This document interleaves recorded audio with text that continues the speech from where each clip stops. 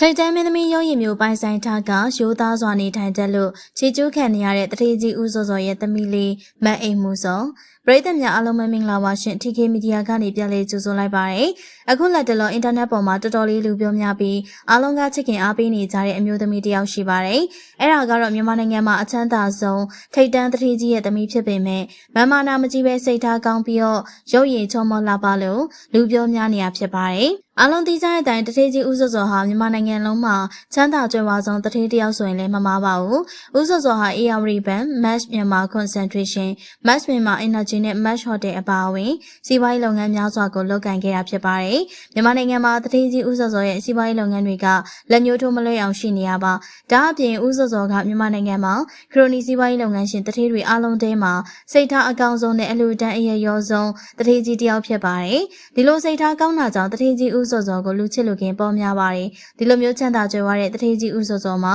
အမွေဆက်ခံသူသားသမီးရတနာအဖြစ်သားကြီးရဲမှန်စောနဲ့သမီးငယ်အိမ်မူးစောဆိုပြီးတော့2ယောက်ရှိပါတယ်ဒီအထဲကမှအင်တာနက်ပေါ်မှာလူပြောများနေရကတထေးကြီးဦးစောစောရဲ့သမီးငယ်လေးမတ်အိမ်မူးစောဖြစ်ပါတယ်ဦးစောစောရဲ့သမီးအိမ်မူးစောဟာတကယ်ကိုရုပ်ရှင်မင်းသမီးလေးတစ်ယောက်လိုချောမောလှပပြီးတော့အပြစ်ကင်းစင်တဲ့ရုပ်ရည်မျိုးကိုပိုင်ဆိုင်ထားပါတယ်။ဒါကြောင့်လည်းအားလုံးကအင်အားတင်နေရပါ။တထေးကြီးဦးစောစောရဲ့သမီးလေးအိမ်မူးစောကရုပ်ရည်ချောမောလှပပြီးတော့စူပါမော်ဒယ်တစ်ယောက်လိုဖက်ရှင်ကျနေပါတယ်။အထူးသဖြင့်ဖခင်ကလည်းမြန်မာနိုင်ငံမှာအချမ်းသာဆုံးတထေးဖြစ်တယ်လို့သမီးဖြစ်သူကလည်းရုပ်ရည်ချောမောလှပပြီးတော့ထက်မြက်နေရကြောင်းအားလုံးကချီးကျူးအားကြနေရတာပါ။အခုဆိုရင်တော့တထေးကြီးဦးစောစောကိုရောက်ကမတော်ကျင်တဲ့သူတွေတော်တော်များနေပါပြီ။ဒါအပြင်ဦးစောစောရဲ့သမီးအိမ်မူးစောကိုလူတွေလေးစားချီးကျူးကြရတဲ့နောက်ထပ်အချက်ကတထေးသမီးဆိုတဲ့ဂုဏ်မာမာနတွေမရှိပဲဖခင်တထေးကြီးဦးစောစောရဲ့စီးပွားရေးလုပ်ငန်းတွေကိုဦးစီးလုပ်ကိုင်နေရဖြစ်ပါတယ်။ဒါအပြင်အိမ်မူးစောဟာဖခင်တထေးကြီးဦးစောစောရဲ့ Pride Foundation လုပ်ငန်းတွေကိုဦးစီးလုပ်ကိုင်ပေးနေရပါပြီးခဲ့တဲ့2021ကိုဗစ်ကာလမှာတထေးကြီးဦးစောစောရဲ့သမီးလေးအိမ်မူးစောကဦးစီးပြီးတော့ပြည်သူတွေအတွက် Pride လုပ်ငန်းတွေကယ်ဆယ်ရေးလုပ်ငန်းတွေကိုဆောင်ရွက်ခဲ့ရဖြစ်ပါတယ်။ဒါအပြင်ပြီးခဲ့တဲ့ငလင်ဘေးကာလမှာလည်းတထေးကြီးဦးစောစောရဲ့သမီးလေးကအကောင်းဆုံး Pride လုပ်ငန်းတွေကိုလုပ်ကိုင်နေခဲ့ရပါဒါကြောင့်လူတွေကတော့ရုပ်ကလေးလေးလှတယ်လို့စိတ်ထားလေးလေးလှတဲ့ဦးစောစောရဲ့သမီးအိမ်မူးစောကိုလေးစားချီးကျူးနေကြပါတယ်